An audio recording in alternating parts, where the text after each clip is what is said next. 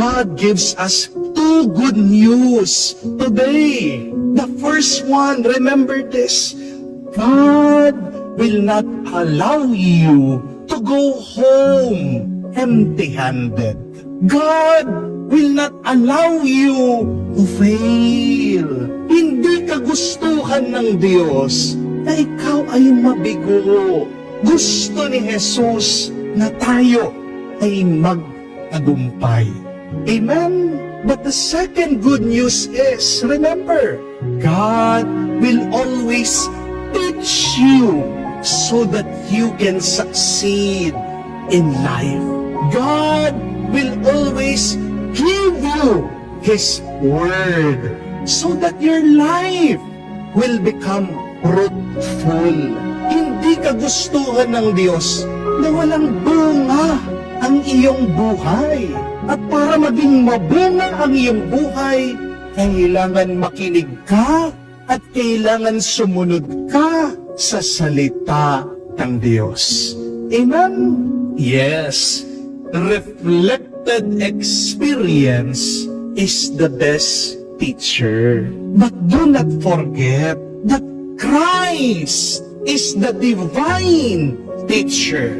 You may have all of the best things in life, but without the divinity of God, those best things do not have any value. Kung matututo ka sa iyong karanasan, gaganda ang iyong buhay. Pero kung matututo ka naman kay Kristo, magkakaroon ng milagro ang buhay mo. Kaya nga, mag-ingat tayo.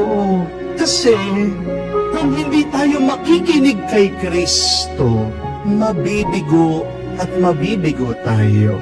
If you fail to follow Christ, you will go home empty-handed.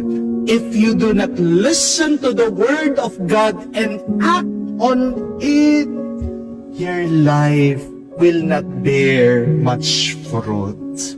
Madalas po, pag ako ay magmimisa, magkakanda ako ng mabuti sa aking homily.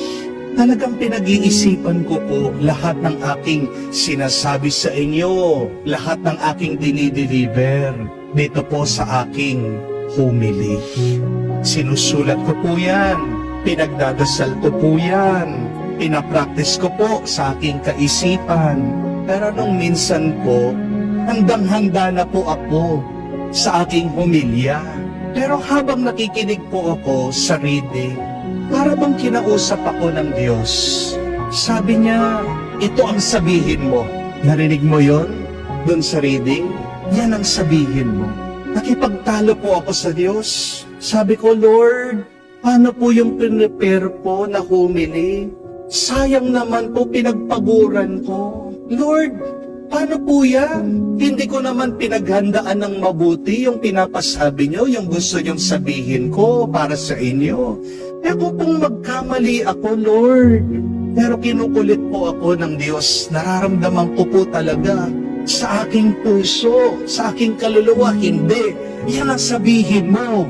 Sabi ko po sa Panginoon, bahala po kayo ha. Total, trabaho nyo naman ito. Total, kayo naman talaga ang boss ko. Kung man ako ay mabigo, sinong mabibigo? Hindi po ako, Lord, ha? Kaya nga po, kahit na hindi ako naghanda, I was very hesitant. I delivered the homily that God wanted me to give.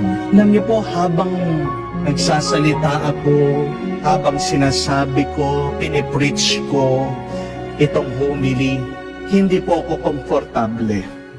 Feeling ko po, kalat ako, sabog ako, hindi ko po maintindihan yung aking sinasabi, hindi po talaga ako masaya. Pero alam niyo po, pagkatapos ng misa, meron pong isang lumapit sa akin na nagsimba. Sabi niya, Father, thank you for that homily. Sapul na sapul po yung sinabi niyo. Saktong-sakto po para sa akin. Father, salamat po.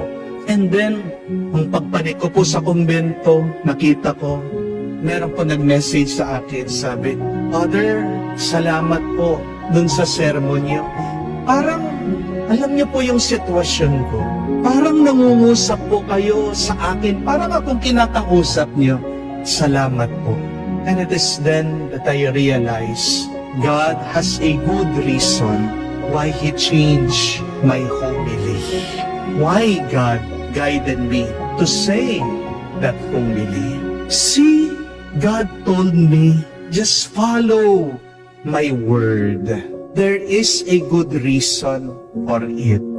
Because I have a good plan for that homily. Kaya nga po, pag gumagawa ko ng homilya, palagi kong tinatanong sa Diyos, O Lord, anong gusto mong sabihin ko para sa iyo, para sa mga taong minamahal mo? Alam niyo po, magandang tanong din yan, araw-araw, pag nagdadasal po tayo. Sabihin natin, wag nating kalimutan, Panginoon, anong gusto mong gawin ko ngayon? Lord, what do you want me to do today? What is your will? Mga kapatid, gawin natin ang tinuturo ng Diyos. At magkakaroon ka ng milagro sa buhay mo. Remember, experience will teach you. And yet, it is always God's word that will bless you.